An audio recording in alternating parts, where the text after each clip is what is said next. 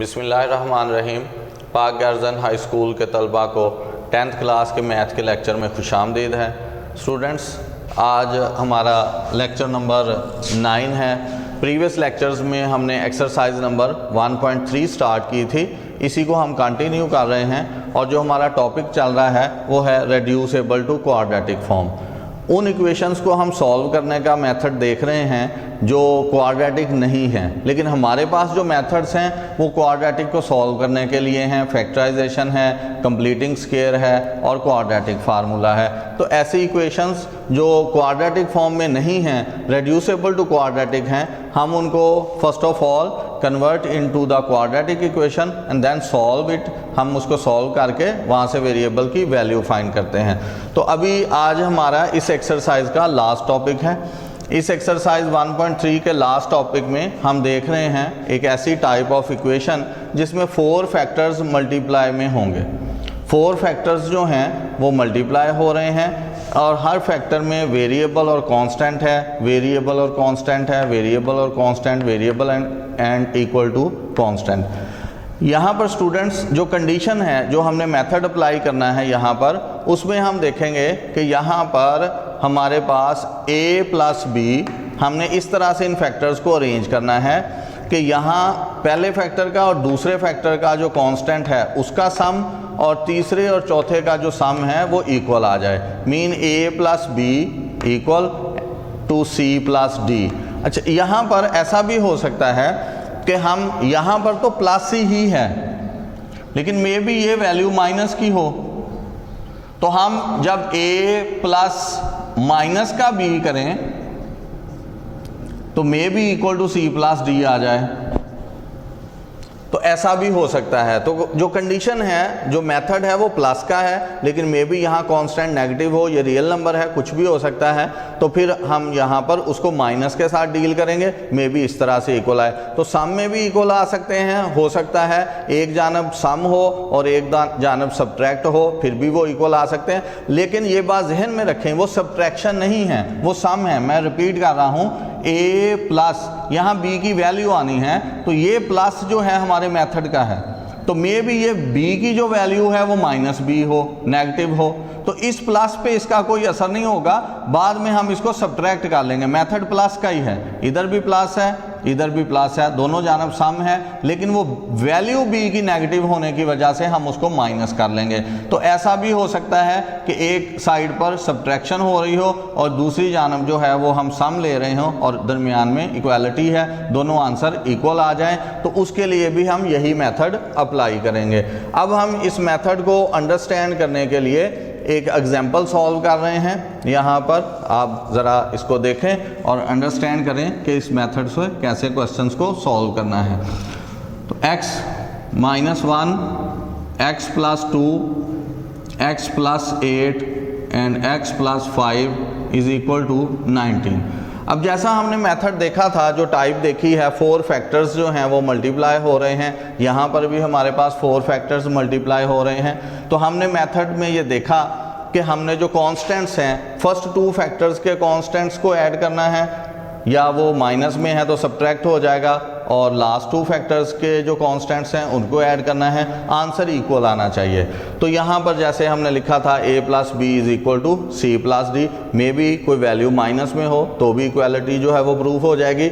अब यहाँ पर हम देखते हैं कि क्या ऐसा मुमकिन है। अब अगर हम देखें, ये -1 है और ये 2 है, तो 2 प्लस -1, 2 -1 करें तो आंसर इज़ 1। तो यहाँ थोड़ा मैं आपके लिए कर रहा हूँ रफ वर्क में, 2 plus -1 is equal to 8 plus 5। So 2 minus 1 is 1, 8 plus 5 is 13, so it's not equal। सो यहाँ पर अब हम देख रहे हैं, अभी इस कंडीशन में मेथड अप्लाई नहीं हो रहा है। फर्स्ट 2 फैक्टर्स के कांस्टेंट्स का सम 1 है और लास्ट 2 फैक्टर्स के कांस्टेंट्स का सम 13 है, विच आर नॉट इक्वल। जो कंडीशन हम यूज़ कर रहे हैं, मेथड यूज़ कर रहे हैं, उसमें इक्वालिटी चाहिए।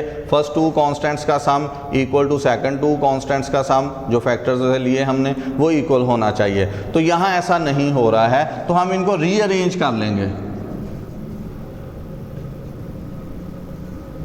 रीअरेंज करके हम वो वाले फैक्टर्स को रीअरेंज करेंगे जिनका सम इक्वल आ सके। तो अब अगर हम थोड़ा सा गौर करें, अगर हम 8 + 2 करते हैं तो 10 हो जाएगा, लेकिन 5 - 1 हो के 4 हो जाएगा, ये भी अरेंजमेंट नहीं हो सकती है। और अब अगर मैं फर्स्ट और थर्ड को मिला दूं तो 8 - 1 7 हो जाएगा, और 2 + 5 यानी सेकंड और फोर्थ को मिला दूं। दोबारा गौर से सुनिए, फर्स्ट को अगर मैं थर्ड से मिला दूं, रीअरेंज कर दूं, मीन x - 1 x + 8, ये प्रोडक्ट में हैं, इनको हम इनकी जगह बदल सकते हैं। प्रोडक्ट में हम इनकी प्लेस को चेंज कर सकते हैं, पोजीशन बदल सकते हैं, आगे पीछे कर सकते हैं, उससे कोई फ़र्क नहीं पाएगा। तो x + 2 x + 5, तो फर्स्ट जो फैक्टर था उसको मैंने थर्ड से मिला दिया है और सेकंड जो है उसको फोर्थ से मिला दिया है। अब यहाँ पर अगर गौर करें हम तो 8 + -1 किया तो 7 एंड 2 + 5 किया तो 7। इट मीन्स जो कंडीशन हम चाहते थे कि फर्स्ट 2 फैक्टर्स के कांस्टेंट्स का sum equal to second 2 constants का सम हो जाए, वो यहाँ पर पॉसिबल है। 8 और -1 का जो सम है, 8 और -1 का जो सम है वो 7 है, और 2 और 5 का सम जो है वो भी 7 है। तो यहाँ पर हमारी कंडीशन प्रूफ हो गई है। अब आगे हम मेथड देखते हैं, इन दोनों को हम मल्टीप्लाई कर देंगे, x² + 8x - x and -8।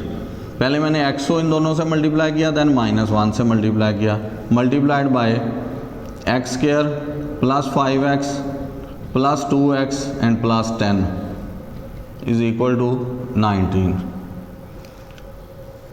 Now x² + 8 - x + 7x - 8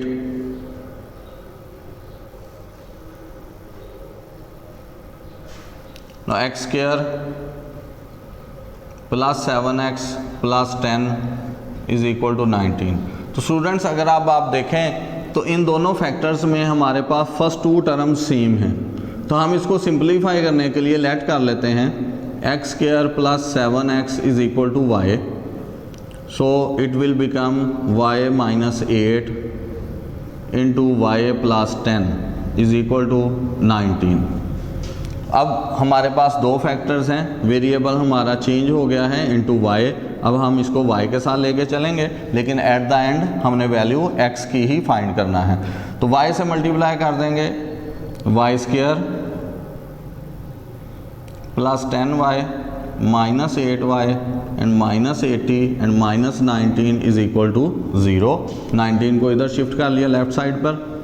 now y² + 10y - 8y + 2y and -99 = 0।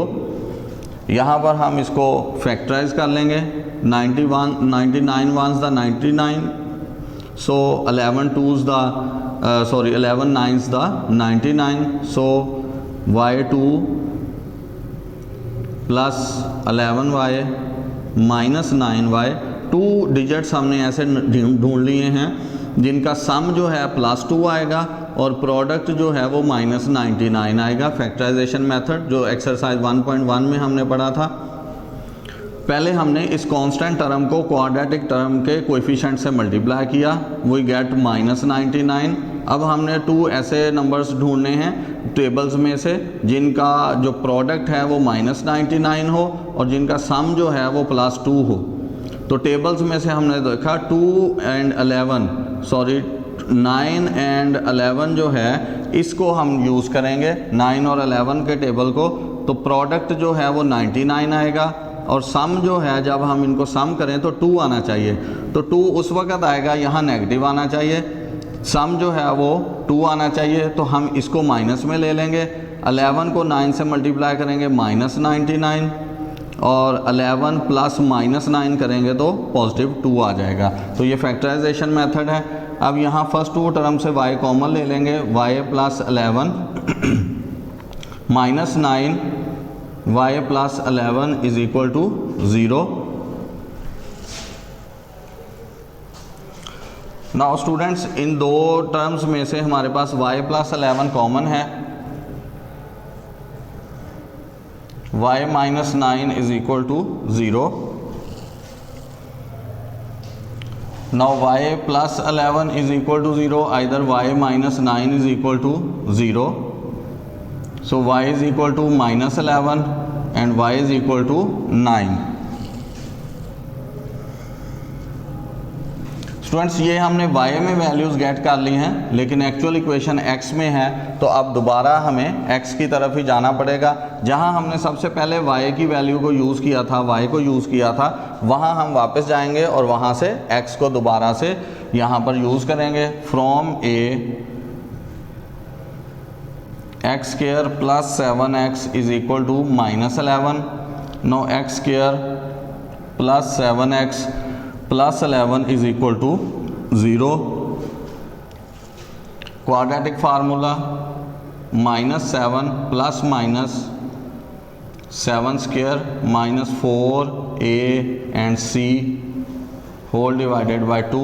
No x is equal to minus 7 plus minus 7 7 दा 49 माइनस 11 4 दा 44 divided by 2. Now x is equal to minus 7 plus minus under root 5 divided by 2. ये मज़ीद simplify नहीं हो सकेगा, ये x की 2 values हैं हमारे पास. Now again from a